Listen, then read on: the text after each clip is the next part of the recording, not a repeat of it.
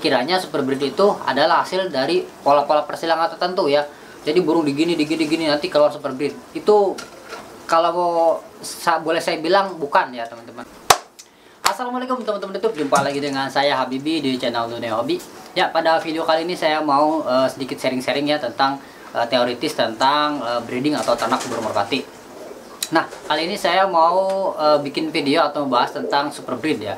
Gimana sih caranya kita nyetak super breed ya? Apa sih pengertian super breed ya? Dan apa syarat burung-burung yang bisa kita sebut dengan super breed ya? Karena saya jujur aja sering lihat ya beberapa teman yang masih salah paham tentang pengertian super breed sendiri. Sebelumnya mohon maaf teman-teman kalau saya seolah-olah menggurui teman-teman atau ngerasa lebih pintar atau wah gitu ya. Saya pun merasa saya bukan siapa-siapa teman-teman, bukan peternak kelas nasional atau peternak yang juara-juara di berbagai tempat, yang punya burung legenda fenomenal. Wow gitu ya. Saya hanya peternak biasa, peternak pinggiran yang hanya hobi merpati ya dari kecil. Dan saya lebih fokus atau lebih senang dengan breeding ya. Terutama saya mempelajari teori-teori breeding dari berbagai sudut pandang ya, baik itu secara ilmiah dari beberapa teman-teman sejawat di lapangan, senior-senior ya, beberapa joki-joki nasional, bahkan peternak-peternak nasional ya, sudah saya tanyain dan saya datangin ya. Dari situ saya coba formulasikan atau saya terjemahkan ya dengan teori-teori ilmiah yang ada. Jadi sekiranya kalau saya dianggap menggurui atau apa ya, saya mohon maaf. Tapi sini saya coba untuk sharing-sharing aja dengan apa yang telah saya pelajari. Semoga membantu teman-teman dalam aktivitas atau dalam hobi burung merpati. Oke, super breed ya. Super breed terdiri dari dua kata ya, super dan breed ya. Kalau kita artikan itu super itu berarti kan wah, wow, hebat, mantap, jos ya. Breed itu kalau nggak salah ya itu artinya itu keturunan ya. Terah itu lain ya, darahan atau ras ya. Kalau mungkin secara singkat itu berarti keturunan yang unggul ya, super breed, keturunan unggul atau ras yang unggul ya. Tapi secara istilah ya, istilah lengkapnya itu suatu individu yang mampu menurunkan kualitas-kualitas unggul atau anakan-anakan unggul di turunan-turunannya gitu ya. Terus itu pengertian singkatnya ya. Kalau secara genetik itu bisa diartikan suatu individu yang dia punya sifat unggul. Sifat unggulnya itu dominan dan merupakan genotipnya itu homozigot ya. Mungkin nanti di video saya coba coret-coret ya teoritisnya. Nah, lalu gimana Bang caranya nyetak burung super breed gitu? Atau apakah di inbreed 2 kali, di landbreed 2 kali, di crossing dan lain sebagainya akan keluar burung super breed, atau dengan rumpus-rumpus ini akan keluar super breed gitu ya. Nah, sebenarnya burung super breed itu bisa dihasilkan dari pola persilangan apapun ya. Crossing bisa keluar super breed, out crossing bisa, land breeding bisa, inbreeding bisa, semuanya bisa teman-teman. Jadi tidak terpaku pada pola-pola tertentu ya. Jadi beberapa teman yang nanya ke saya bahwa Bang, apakah seperti ini sudah bisa disebut super breed ya dengan pola persilangan seperti ini? Saya jawab belum ya, kalau belum burunya belum dites ya. Karena beberapa temen ya atau beberapa subscriber banyak yang masih salah paham tentang super breed ini. Dikiranya super breed itu adalah hasil dari pola-pola persilangan tertentu ya. Jadi burung digini nanti keluar super breed. Itu kalau boleh saya bilang bukan ya teman-teman. Kalau super breed itu dia fokusnya bukan pada pola persilangan, dia fokusnya pada hasil ya. Suatu burung bila mana anaknya banyak yang juara ya, banyak yang jadi, keturunan-keturunannya banyak yang jadi ya, walaupun itu ganti-ganti pasangan dan lain sebagainya, dan itu rata ya, maksudnya bagusnya itu merata ke anak-anaknya, itu sudah bisa disebut dengan super breed ya. Walaupun burung tersebut berasal dari antah berantah ya, kita nggak tahu pola persilangannya, tapi kalau sudah di tes, di breeding, di ternak, dan hasil anakannya itu mayoritas bagus ya, juara, walaupun dia tukar-tukar pasangan, rolling-rolling terus, dan anaknya juga hasilnya mayoritas bagus, juara, itu sudah bisa disebut dengan super breed teman-teman. Karena super breed sendiri itu penekanannya bukan ke pola breedingnya, tapi ke hasil ya. Jadi anaknya ya harus dites dulu, harus dicoba dulu, harus dipakai dulu. Kalau misalkan dari pola-pola tertentu lalu keluar satu burung ya, itu kita super breed, itu masih salah ya. Karena apa? Burungnya belum dites. Udah dites belum? Kalau belum dites berarti belum bisa disebut dengan super breed. Jadi harus dites dulu ya, anaknya bagus enggak, dan ganti-ganti pasangan juga tetap bagus atau enggak ya. Dan bagusnya itu persentasenya tinggi atau rendah ya, atau hanya keluar Superboy, atau hanya bagusnya itu anak-anak tertentu saja gitu ya. Dari 10 anakan misalkan cuma 2 yang bagus ya, sisanya masih zong. Kalau pengertian saya itu bagusnya itu di atas 50%, teman. Sebenarnya tidak ada pengertian resminya, cuman kalau menurut saya ya, itu kalau di atas 50% ya anaknya sudah rata bagus ya, itu bisa disebut dengan super. Jadi itu teman-teman ya pengertian burung super breed. Jadi jangan terpaku pada pola-pola ternak atau pola-pola breeding tertentu ya. Nah, lalu secara teori ilmiahnya gimana bang? Atau secara genetiknya gimana? Nah, secara genetiknya seperti teman-teman ya, seperti saya sebut sebelumnya, bahwa burung super breed itu burung yang mempunyai genetiknya itu dia genotipnya itu homogen, dan juga sifatnya dominan, dan dia sifatnya sifat unggul ya. Contoh kita ambil dua karakter aja ya dari burung merpati, kayak tembak keras dan sprintnya kencang ya, atau larinya kencang. Saya istilahin tembak keras itu T ya, dan T besar ini dominan dan unggul. Kita asumsikan seperti itu aja ya. Dan kedua itu K ya. K besar itu menggambarkan burung yang kencang ya, sprintnya kencang, dan K kecil menggambarkan burung yang sprintnya pelan ya. Ini kita ambil pakai hukum mandil 1 aja ya, yang sifat dominan resesif ya. Jadi seolah-olah sifat dominan ini bisa menutupi sepenuhnya di resesifnya. Walaupun secara praktek ya itu masih banyak faktor lainnya ya. Ada penyimpangan hukum mandel ya, dan banyak lah ya ininya faktor-faktor X-nya gitu ya. Ya tapi untuk menjelaskan ini saya ambil hukum 1 aja ya. Jadi pakai dominan resesif aja. Nah, karena sifat itu terbentuk dari 2 alel ya, jadi alel jantan dan alel betina, dan membentuk rangkai DNA, itu kita gambarkan T1 T besar ya, jadi T keduanya KK, jadi TTKK. Maksudnya T sama T dan K ya. Nah, T besar dan T besar, K besar dan K besar ini menggambarkan burung yang super breed ya. Ini kita gambarkan burung super breed ya. Nah, kita lihat persilangan dari burung super breed dengan burung-burung yang katakanlah burung bagus tapi dia heterogen ya, dia tidak super breed atau burung biasa lah. Kalau dilihat dari hasilnya itu 100% ya, burung punya tembak keras dan sprintnya kencang, karena T dan K-nya itu semua besar ya. Karena T dan K-nya dominan, jadi tertutupi lah. Asumsinya kita tertutupi ya. Jadi yang muncul adalah tembak keras dan sprintnya kencang. Cuman untuk genotipnya ini bermacam-macam ya. 25% itu homozigot dominan, artinya ini super breed. Yang kedua ini 20% heterozigot pada lokus kedua dan dominan pada lokus pertama. Jadi sprint tembaknya itu super breed tapi sprintnya itu masih heterogen ya.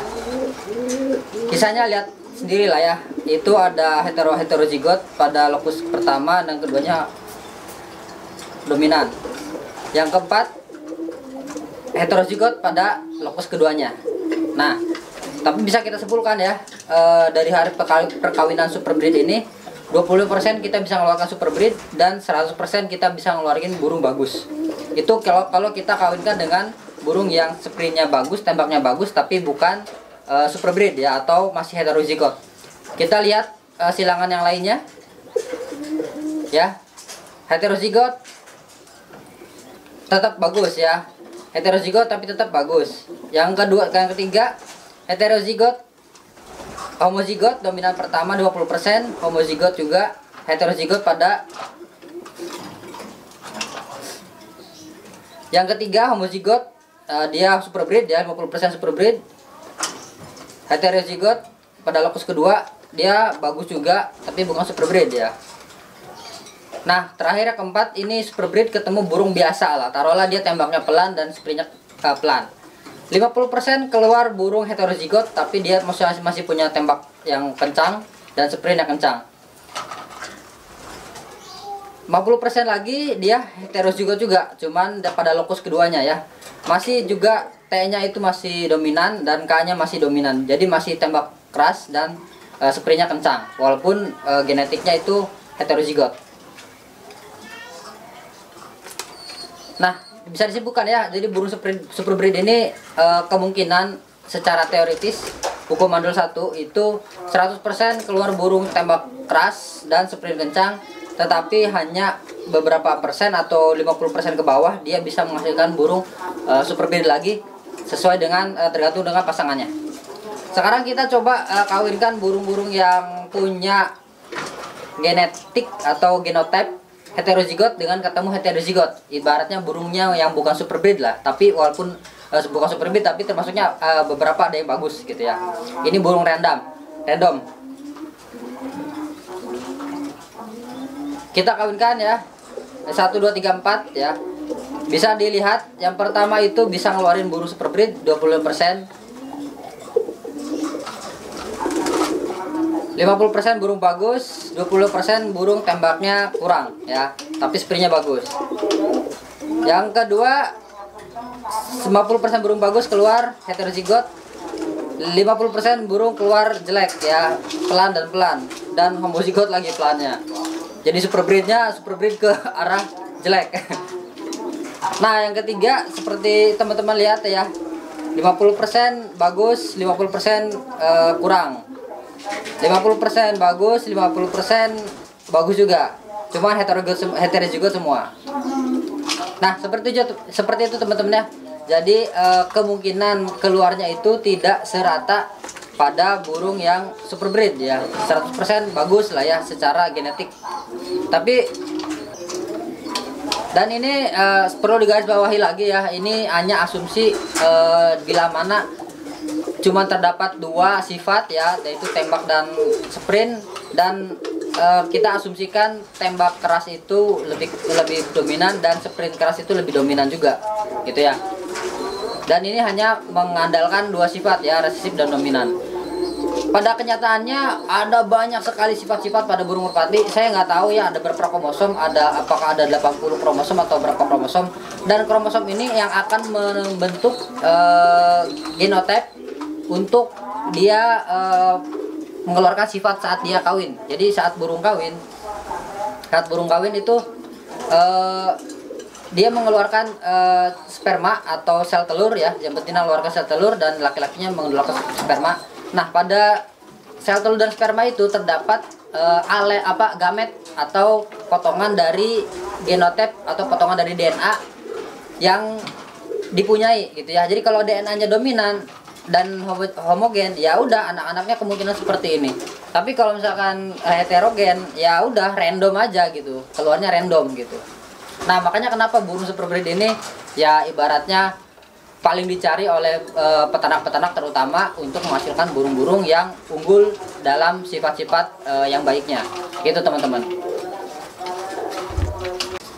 Jadi si rangkai genetik tadi itu menentukan genotype yang keluar saat pembuahan ya.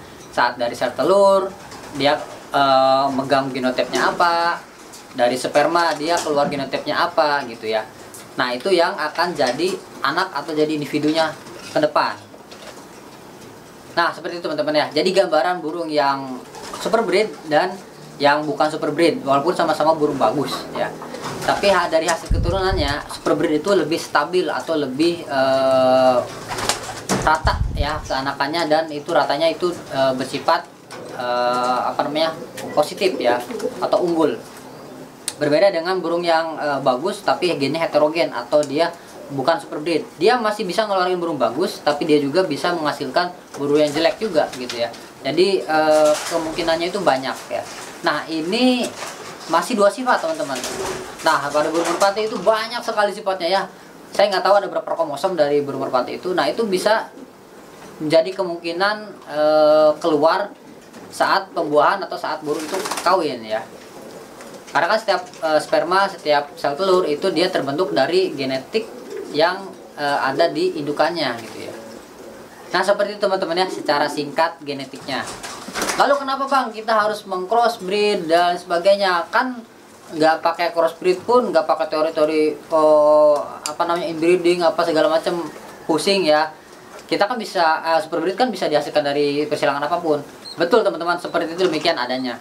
Jadi burung super breed itu bisa dihasilkan dari pola persilangan apapun. Tapi dengan melakukan serangkaian kayak inbreeding, kita kumpulkan dulu burung-burung yang punya genetik bagus atau di line breeding, biar genetiknya itu lebih lebih cepat homogen gitu ya, lebih cepat merata. Karena kenapa? Kalau burungnya satu line atau satu trah atau masih satu jalur trah lah ya, itu karakteristik genetiknya itu mirip-mirip, jadi lebih mudah akan lebih mudah tersusun genetik yang homogen dan baik atau unggul.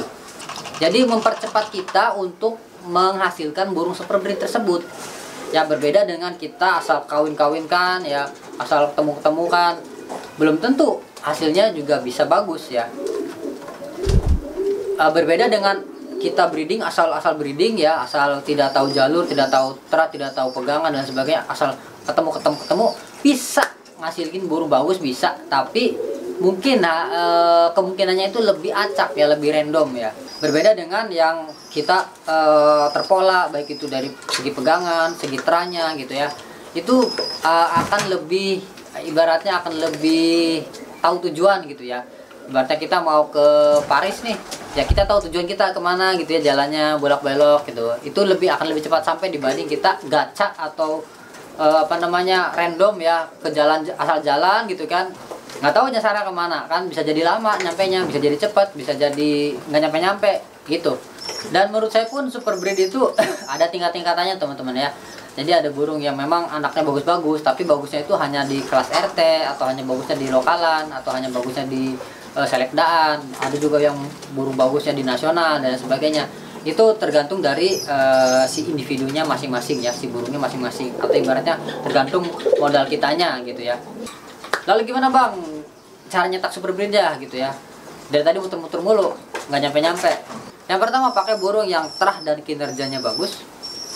Yang kedua terus diternak ya. Lanjutkan. Yang ketiga tester sampai berhasil. Udah itu aja ya. Nah dari situ nanti juga teman-teman bisa ngeluarin burung-burung bagus ya. Insya Allah bisa keluar burung-burung bagus lah. Nah untuk mempercepat itu ya, dari jika 3 modal tadi sudah teman-teman pegang, pakai terakhir ya. Ini sebenarnya bukan wajib ya, tapi saya rekomendasiin aja ya. Dari 3 modal tadi, kalau bisa ya teman-teman pakai metode ternaknya itu mayoritas ya, atau sering-sering lah pakai metode line breeding. Karena kenapa? Dari situ dari metode itu ya, sampahnya itu sedikit dan burungnya itu keluarnya itu lebih rata ya bagusnya. Ini dari hasil pengalaman saya ternak ya.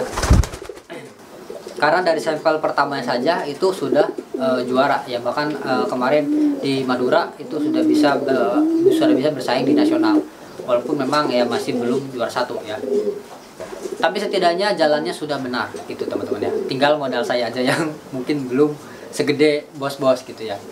Ya mudah-mudahan juga di kandang saya walaupun modalnya itu terbatas ya, tapi bisa menghasilkan burung-burung yang berkualitas ya. Amin. Ya gitu aja teman-teman ya tentang super breed ini. Semoga bermanfaat. Sampai jumpa lagi di video selanjutnya. Wassalamualaikum, dadah.